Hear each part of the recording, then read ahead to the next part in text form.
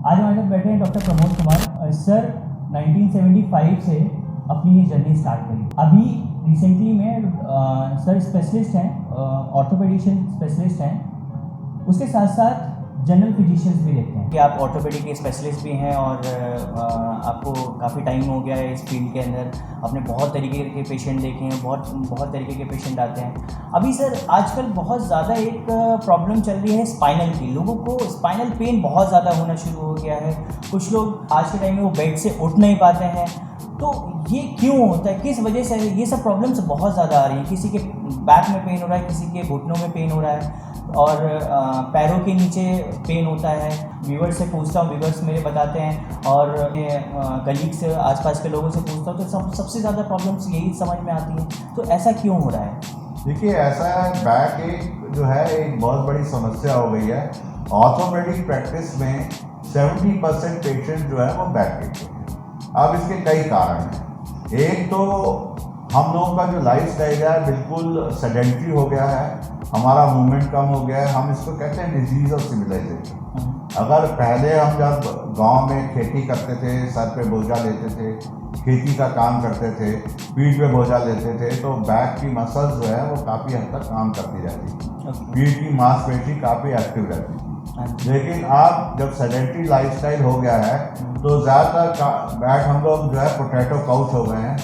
ज़्यादातर कुर्सी पे बैठ के काम है और पोस्चर की भी प्रॉब्लम हो गई है। ठीक से बैठते नहीं हैं, आधा बैठ के आधा लेट के टीवी देखना, और पोस्चर एक बहुत बड़ी समस्या है। उसके अलावा लैक ऑफ एक्सरसाइज दूसरी समस्या है। बिल्कुल पीठ की तो बिल्कुल एक्सरसाइज होती ही नहीं है। अब लोग हमारे पास आते हैं, कहते हैं जी हम तो बहुत काम करते हैं, लेकिन जितना काम घर में जो महिलाएं करती हैं ज़्यादातर सामने झुकने वाला काम है। चाहे वो रसोई का काम हो, झाड़ू पोछा हो, या बर्तन साफ करने हो, या कपड़े धोने हो, जितना काम है सारे सामने झुकने वाला है। अब खेती का काम तो रह नहीं गया कि सर पे बोझा लेना है या खेती का काम करना है या चक्की चलानी है जिसमें पीठ काम करती है। जो आदमी पीठ पे बोझा लेगा या सर पे बोझा लेगा उसको पीठ की परेशानियां, स्पाइनल प्रॉब्लम्स बहुत कम होंगी। लेकिन आजकल जो है ज़्यादातर सामने झुकने वाला काम है, जिसकी वजह से ये बैक प्रॉब्लम्स ये सारी बढ़ती जा रही है। नीज़ की प्रॉब्लम्स बढ़ती जा रही हैं क्योंकि ओबेसिटी है, ज़्यादा सेडेंट्री लाइफस्टाइल है, उसके वेट ज़्यादा होने की वजह से नीज़ पे लोड ज़्यादा आता है। ये सारी बीमारियों को कहते हैं सब डिजीज ऑफ सिविलाइजेशन है। ये तरक्की की हमें जो कीमत चुकानी पड़ रही है ये सब है। बैक का एक मुख्य कारण हो रहा है ये साइकोलॉजिकल बैक भी काफ़ी कॉमन है। ये जो है बॉडी किसी ना किसी तरीके से रिएक्ट करती है। दिमाग जो है, आपको ये जान के ताजुब होगा कि इस वक्त जो है 80 to 90% डिजीज सबका ओरिजिन ब्रेन में है। सबका जिस तरीके से हम सोचते हैं, देखिए ऐसा है कि जो एक कीटाणु हैं, जर्म्स हैं, जो आउटर इन्वेडर्स हैं, जो बाहर से हमारे पर हमला करते हैं, इनका तो हम कुछ कर नहीं सकते।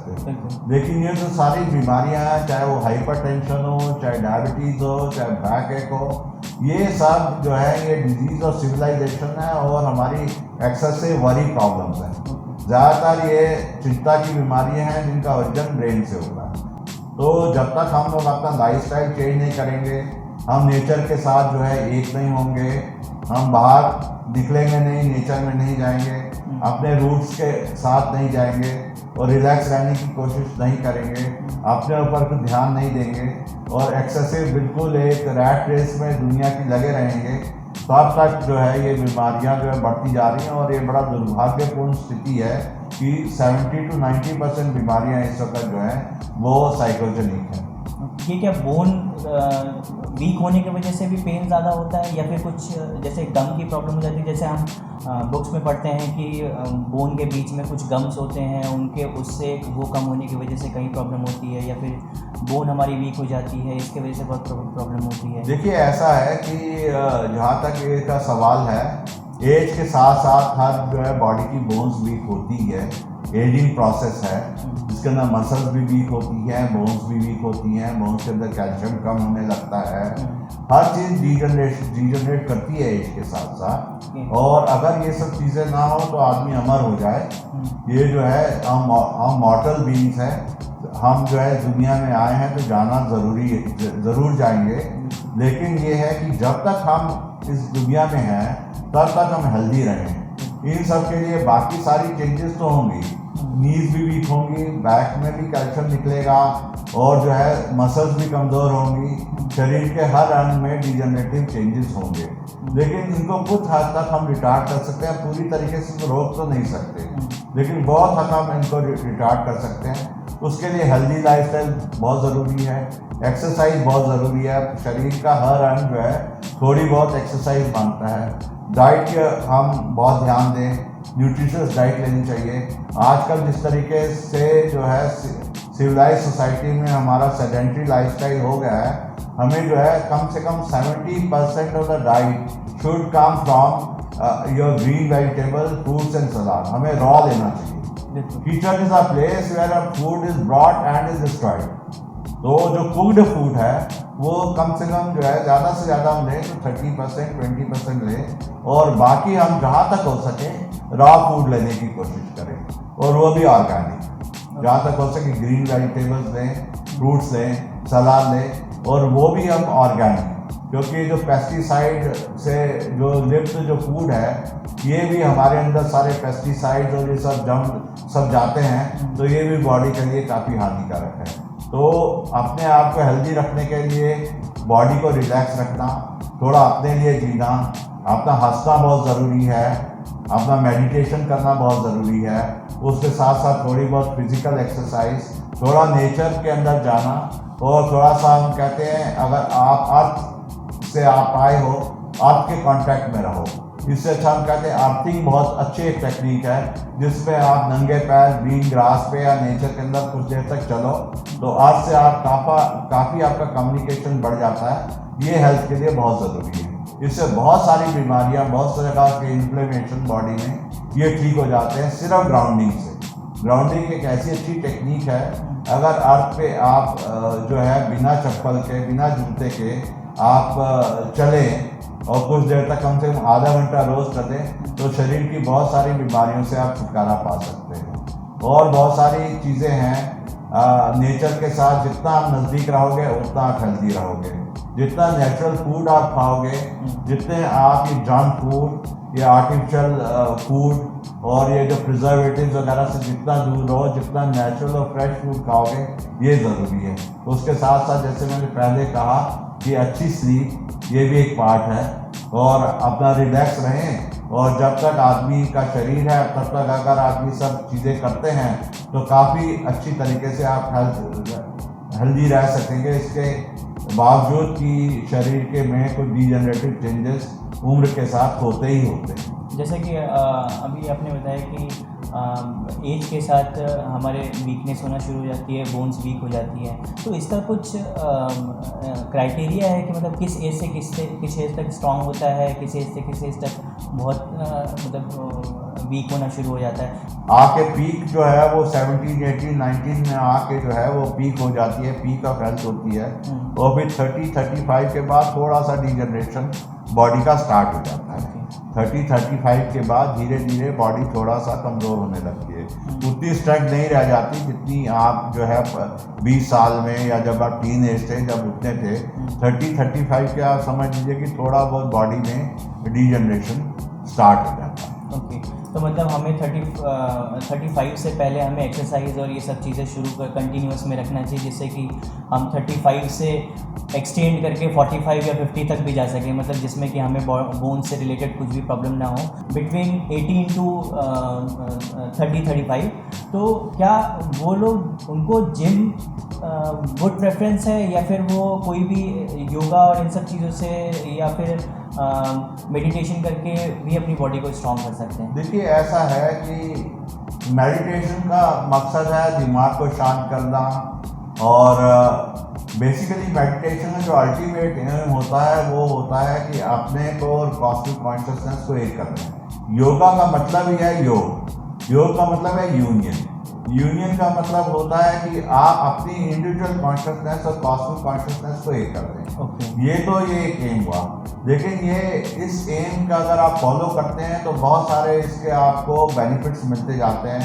आप पीसफुल हो जाते हैं, आप चेयरफुल हो जाते हैं, आप जो है दुनिया में बिल्कुल मज़े से आप जीते हैं और आप की चिंताएं काफ़ी हद तक दूर हो जाती हैं।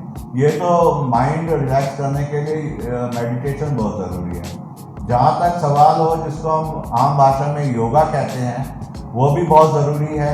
ज़रूरी नहीं है कि आप जिम में जाएं, बहुत सारी एक्सरसाइजेज हैं योगा की जो हमारे लिए बहुत बेनिफिशियल है। और योगिक एक्सरसाइज इसी तरीके से चाइनीज़ में जीगोंग है, ताओ ची है।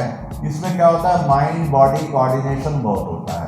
ये बहुत हमें हेल्प करती हैं और हमारे हर बॉडी के मूवमेंट को फ्लेक्सिबल रखती हैं। और इन सब का एम ये है कि हम अपने सोर्स से निकल के एक्सरसाइज कर रहे हैं। हम ऐसे एक्सरसाइज करते हैं योगा में कि जैसे हम एक्सरसाइज कर रहे हैं अपने सोर्स से हम एक्सटेंड कर रहे हैं, बाहर जा रहे हैं।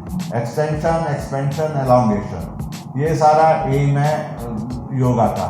योगा के जितने पोस्टर्स हैं वो ना सिर्फ हमें बॉडीली बेनिफिट देते हैं, वो उसके साथ साथ उनके साथ हमें अपने सेंटर में रहना, जिसको महात्मा कह लें या कुछ भी कह लें, उसमें रहना जो है हमें बहुत अच्छी तरीके से योगा से बेनिफिट मिलता है। और हमारे जितने बॉडी के चक्रास हैं, जो कि 7 चक्र हैं, ये सारे के सारे एक्टिवेट हो जाते हैं योगा से।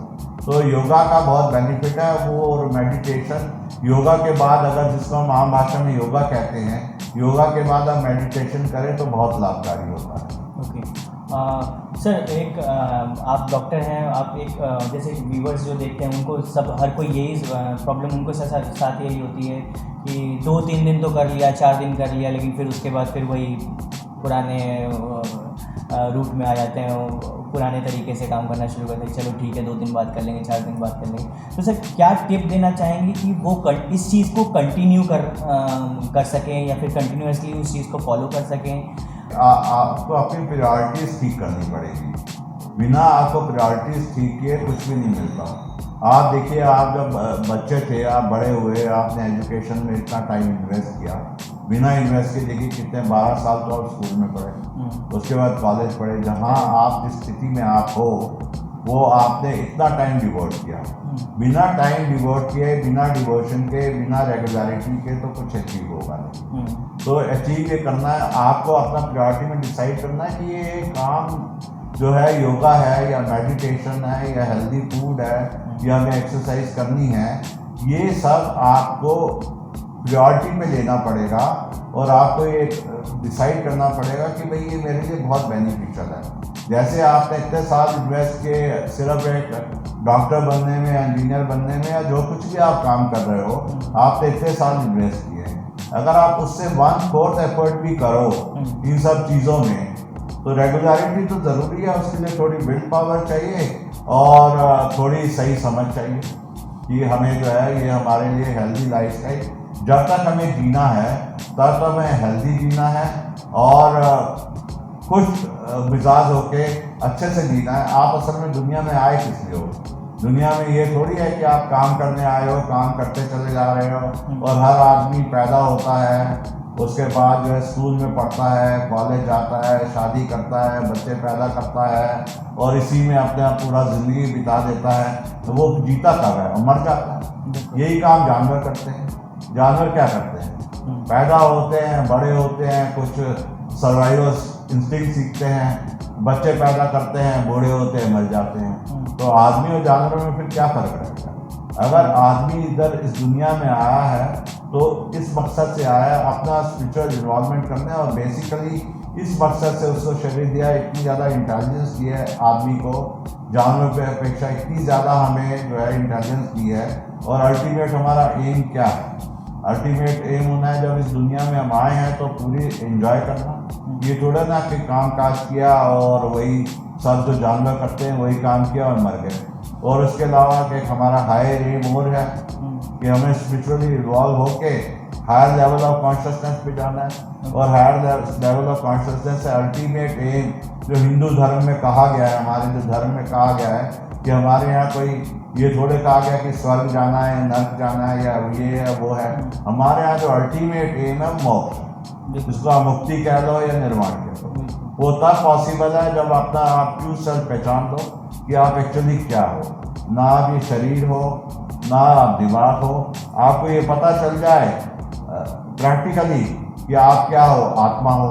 जब आपको ये पता चल जाएगा तो आपका जो है मुक्ति या मोक्ष ये आपका जो है ये निश्चित हो गया। नेक्स्ट वीडियो में हम मिलते हैं और कुछ अगर नया टिप्स आपको भी लगता है कुछ ऐसा टिप्स है तो आप बिल्कुल कमेंट्स में बता सकते हैं। और कुछ आपको प्रॉब्लम्स कुछ ऐसा लगता है, कोई सिम्टम आपको जानना चाहते हैं या कुछ क्वेश्चंस के बारे में आप कुछ दिमाग में आपके पास क्वेश्चंस हैं, उन चीज़ों के बारे में जानना चाहते हैं तो बिल्कुल आप कमेंट करके आप उस चीज़ को पूछ सकते हैं। तो जैसा भी होगा मैं सर के पास टाइम होगा तो मैं आपको वो क्वेश्चन का आंसर बिल्कुल दिलवा दूंगा। ज़रूर। Thank you so much. Thank you.